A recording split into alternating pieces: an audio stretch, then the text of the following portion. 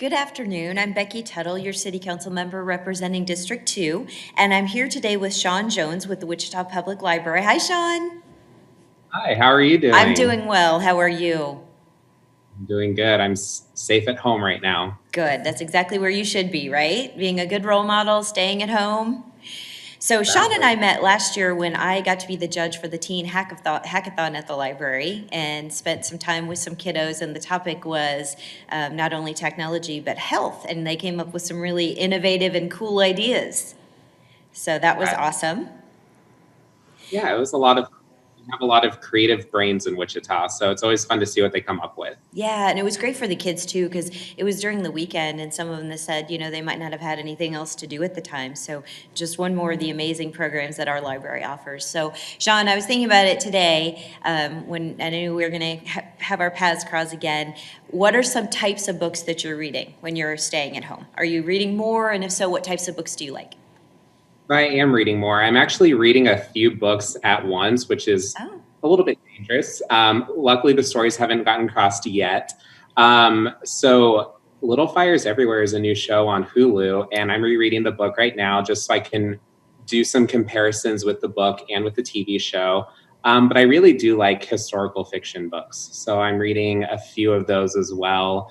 Right before the stay at home order came about, I checked out some books from the library. So I've been getting through those using our Libby by Overdrive app to do ebooks and e-audiobooks. So we're never without a shortage of books. that's It's great, awesome. fantastic.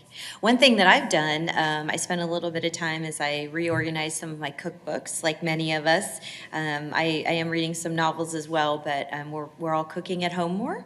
And so I thought, hey, this would be a good time to maybe go through some cookbooks I haven't had a chance to and pull out some spring recipes and look at things. So I know the library has lots of cookbooks as well. Well, we'll go ahead and get started. One of the things we're going to talk about today is summer reading, because summer, especially on a day like this, it really feels like it's just right around the corner. It's such a beautiful weekend and a beautiful day. And I know that our libraries are currently closed to the public, but that doesn't mean that we're short of finding innovative ways to serve the residents at this time. So, Sean, that I know summer reading programs is popular with many of our people in the community and their families. What does it look like for this year when we're at right now a stay at home for a little bit longer, and then have some other probably social distancing after that? What's it going to look like this summer for the libraries? So our summer reading program is going to look a lot different than it has in years past. We are actually starting it on May 1st, which is this Friday. We typically start the day after Memorial Day, but we feel like kids being at home, doing their distance learning, they need something fun and extracurricular to keep their minds occupied. And what better way than our summer reading program? So we're going to start that this Friday. We have two different programs. It's going to be totally digital this year. It's going to be done through an app called Beanstack. And this is a reading tracker app that a lot of libraries use. And we do a lot of our reading programs through that app, our Read ICT and our 1,000 Books Before Kindergarten program. So we're doing our summer reading program on it this year. And we have two different programs. We have our Baby Bookworms, which is for ages 0 to 2, and they get to participate in early learning activities that help get them invigorated and get them ready to start learning how to read. And then we have our Kids and Teens Read, which is for ages 3 to 17, and they're encouraged to read 1,000 minutes this summer. And we've done the math, and that's about 20 minutes a day, weekday, from beginning to end of the program. So there's plenty of time to get those 1,000 minutes in. That's fantastic. Are there any incentives that kids or teens who participate, will they be able to get anything? Absolutely. One of the best parts of our summer reading program is our community partners who give us prizes for the summer reading program. And we're in no short supply of prizes this year. So, kids and teens who do the 1,000-minute reading program, there are different benchmarks that they have to meet throughout the program in order to receive prizes. And the app tells you when you win those prizes. So, it'll keep track of everything for you, which is nice.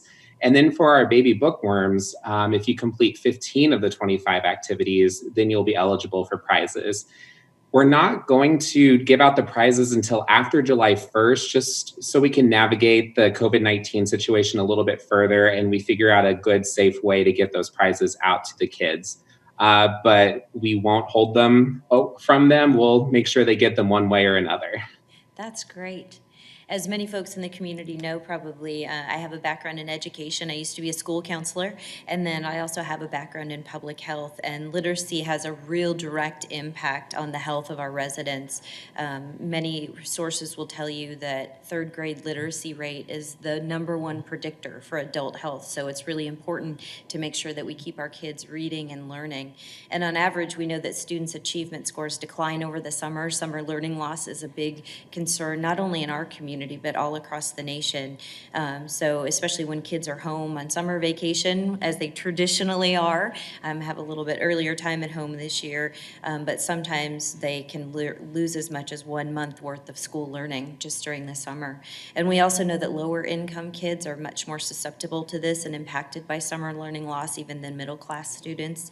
And according to one study, actually middle class students tended to show improvement in their reading skills over the summer, while lower income students tend to experience loss. So it's kids have been adjusting to learning at home. It's been interesting when I'm on Zoom calls or conference calls and you can hear kiddos in the background. We want to help ensure that our kids continue to learn and develop their summer, and so that summer learning loss isn't as significant maybe this year. Everybody's kind of already getting the habit of getting their summer reading in, and it sounds like the library is trying to make that happen. So how do our kids and our parents sign up, Sean? What do they do? Yeah, so on Friday, they will go to wichitalibrary.org/summer reading or download the Beanstack app from their app stores, and you can just begin reading. We do have some downloadable, you'll register for the program and then you'll be able to start your reading. We do have some downloadable PDFs that will be available on our website on Friday. So if you don't want to use the app or the website to log your progress, you can download those paper PDFs, print them off. And then once we figure out what the library is going to look like with a reopen, we might have those available if parents need those. But yeah, it's Friday's the kickoff day. We'll have stuff on our website and social media talking about how to use the new Beanstack app. Our team has been making tutorial videos, so we think we have all of our bases covered for this early launch. And it'll be a fun time to read with all the kids this summer. That's great. I applaud y'all for the work that you're doing. One of the things that I'm doing too is every Tuesday I'm reading a book out loud, so that on Facebook Live, so that maybe parents who need a little break or kids just want to hear maybe a different voice can have somebody else read to them. So I'm really glad to see our city really uniting together in different and unique ways to be able to help kids to be able to remember how important reading is for them. So if it's okay, Sean, we're going to open it up and see if we have any questions. Yeah, absolutely. Wonderful. We just have one. Do you need a library card to participate in the summer reading program? No, actually, you don't. And here's why. So we have kiddos who in the past have spent the summer with a grandparent, parent, aunt, uncle, cousins, and they don't necessarily need to sign up for a Wichita Public Library card if they're just visiting for the summer. So we've always allowed those kiddos to do the reading program without having a library card. Although we do encourage those kiddos who do live here in Wichita to get a library card. That way they can check out books and check out ebooks and the audiobooks, use the internet at library locations, and access all of our other digital resources. And if you don't have a library card right now, the best way to do it while we're closed to the public is to call 261-8500 from 10 a.m. to 6 p.m. Monday through Saturday. We have a small group of our staff members who are working our phone service, and they're able to issue you an e-card over the phone. Fantastic. Any other questions? That's it. All right. Well, Sean, it was great to see you, at least virtually again. Thank you for everything that you and your team at the library are doing for us and for our community and for our great city. Really appreciate you. The next time I see you, I'm going to ask you how those books went, okay? All right, sounds good. All right. Thank you to everyone for joining us. Again, when people ask me what they can do during this really trying time, not only in our city and our state and our nation and really our world, I tell them, make sure you stay at home. As long as we have a stay-at-home order, that's the best thing that we all can do. That's how you can be a hero during all of this. Also, if you do have to go out, make sure you practice social distancing. If you have to cough or sneeze, make sure that you do it in your elbow and not in your hand. And please remember to wash your hands frequently, 20 seconds or more. Sing your favorite song, happy birthday, ABCs, whatever you want. Have fun with it, but just make sure mostly if you are feeling ill at all that you stay home. And I really wish everyone a wonderful day. Thank you so much for joining us today, and stay safe, Wichita.